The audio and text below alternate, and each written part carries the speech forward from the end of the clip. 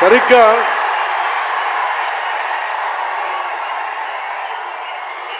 ఒక 2 సంవత్సరాల క్రితం భీమ్లా నాయక్ రిలీజ్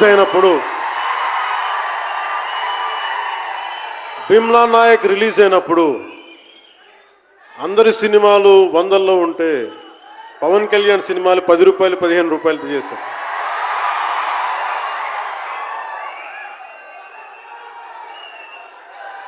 నేను ఒకటే చెప్పాను ఆ రోజున, మనల్ని ఎవడు ఆపేది.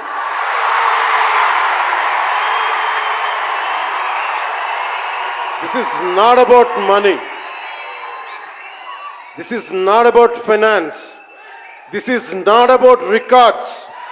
This is about damn guts. This is about damn courage. This is about damn tenacity. We are here. We will stand by. We will serve justice.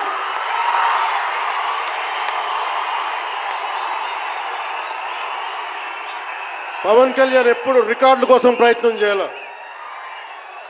Reluctant actor. మా బ్రహ్మానందం గారు చెప్పినట్టుగా